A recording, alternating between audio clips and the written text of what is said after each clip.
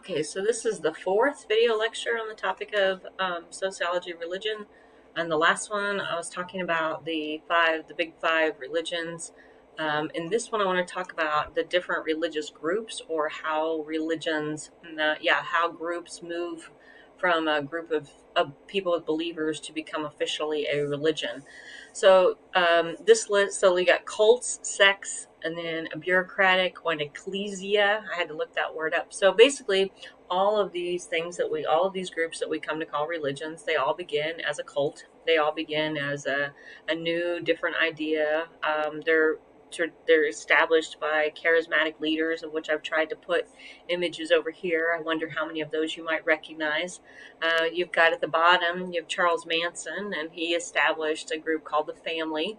And they have this, so the idea is that what distinguishes a religion from a cult is how large it is and how bureaucratic it is, or how bureaucratized, right? The different levels of leadership, but they all begin as a group of people who believe in a different idea. Sometimes you'll hear historians talk about the Christianity cult or the Jesus cult, right? Because in its beginnings, it was a new idea. It was different. It was contrary to what others in the government or what others in society were saying. Anyway, over here you got Charles Manson. Down here at the bottom, over here on the right, this is the guy from Jamestown. I forget his name. You got the guy who ran the Davidians over here, and then up here at the top, I think it was called Spacegate or Stargate, and he believed, his followers, and he had them convinced that it was a comet, that as a comet came, and in all of these cases, people took their own lives or killed other people in the name of reaching the divine. Okay, and most cults don't last. They fizzle out before they get to the next level. The next level is a sect, and a sect is a larger group. When organizations are at this stage, they stress evangelism, and that is simply means you go out and evangelize, you go out and get more members, right? So when you hear people talking about an evangelical church, sometimes it's in their title. What that means is that embedded in their identity is the goal of making more believers or converting believers. Some faith traditions are very evangelical, others not so much. So like the Mennonites are not evangelical. They don't try to the Amish, the Quakers, all of those groups, they don't try to make new members. They don't evangelize. But then you have like the Jehovah's Witnesses and the Mormons, I'm not so sure about Latter-day Saints, but they're about making new members or bringing more into the fold. The next level, they become a church from a sociological perspective when they have a bureaucratized organization. So once a group has moved, they have enough members, maybe they have a headquarters, maybe they have standard operating procedures, and you become a leader through a process of credentialing. In other words, you might have a formal training organization. You might have formal training or formal colleges or a formal credentialing. Then you move from a sect to a church. As I was saying this, I was just thinking of a faith-based experience I had not very long ago, where a group of people meet in some sort of, like, when they met at the senior center, or they may meet in someone's house, and they have I kept asking, and they talk about the Bible. They're called Bible talks.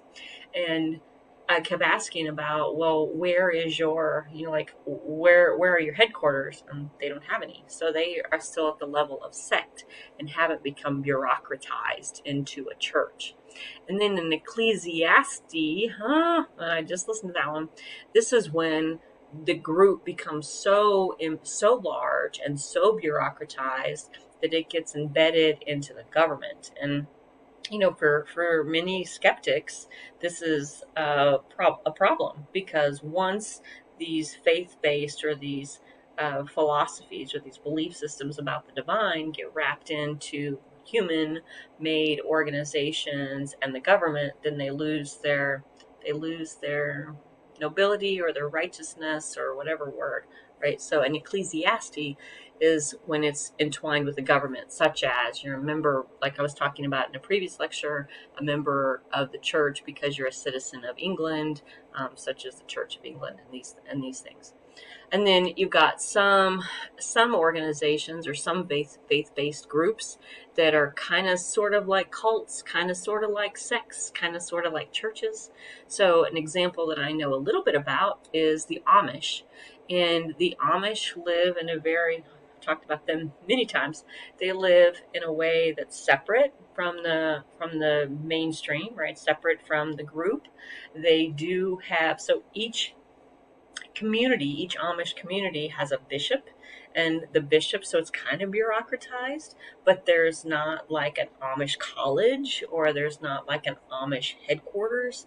And within these small groups, the bishop decides, the bishop decides what dress patterns the ladies get to wear, what kind of technology. And then when the group gets so large, then they split off and they form another Amish community, right? And some of that strategy acts to, it's easier to control social change in a smaller group. The larger, we've talked about this in other lectures too, but the larger that a group gets, the more diversity, the more bureaucracy you need, the harder it is to maintain social control over social change. So you keep groups nice and small. In the Mennonite church that I attended for many, many years, there were regular conversations about when we get to 200 members, we're going to found another church, because the part of that tradition is to stay small so that you can have the sort of intimacy that sects and cults have. Both of those are considered sects. That's what I was saying. And then denominations, as I've already mentioned in a previous slide, are sort of the flavors of churches. Yeah, so you have all kinds of different flavors. So like, and even in some, like in the Lutheran church, right, you have different, they call them synods in the Lutheran church. And the Missouri, I don't actually know if it's the same name, but when I was growing up, you had the Missouri Synod, which was considered more socially and politically conservative, and then you had the Wisconsin Synod, and they were more liberal, right? So you have the Lutherans that believe in similar things, but even under that, same thing in the Mennonites too. You have the Pennsylvania group, and then you have the Mennonite USA, and so those are the bureaucraticization. Oh, phooey. You know what I'm talking about. Okay, let's move on. When religions and cultures conflict, right? So there's sometimes, well, the Amish again is a really great example, the Amish and the Old Order Mennonite, because there's different ways that a religious group can interact with the larger culture. In some cases, members of the religious group might completely reject the dominant cultures. They might attempt to live separately, like we see in the Amish, except it's impossible for the Amish to completely live separately. So they may, but they do their best, right? Or you may have groups that distinguish themselves in their dress or in the way they wear their hair. I had some friends of mine, and they were members of a traditional Pentecostal group, and they dressed in ways that they understood to be described in the Bible, so the Old Testament. So the women didn't cut their hair, they didn't wear makeup, they always dressed very modestly, and they interpreted modesty as long skirts, long sleeves, right, things up to here, and that was a way that they rejected part of a culture. In some Methodists, I believe, in some Methodist traditions, people are not allowed to dance because dancing is seen as sort of a provocative sexual kind of thing. And my Mormon friends avoid caffeine drinks, avoid caffeine in general, because that's seen as an intoxicating effect, right? So different groups will, in Mennonite tradition, they try to organize their life so that they can refuse military service or refuse certain kinds of military service, right? And, well, Catholics used to not eat meat Monday during Lent. All of those different ways are ways that they reject the dominant culture. And then in some cases, these groups may experience rejection and oppression from the dominant culture because, so like the history of the Amish and the Mennonite is the reason they actually begin in Europe, but they move about because of the government, wouldn't allow them to live the way they wanted to live. One example that we've seen in chapter 2 was with the Amish only go to school till the 8th grade, and they had to get special permission from the government. Branch Davidians, that was a pretty violent incident where those folks in Waco were trying to live a certain way, and the government said, nope, nope, nope, you won't. And okay, so I'll stop right there. And then when I come back, the last slide, we're going to talk about some of the patterns that we see in the United States.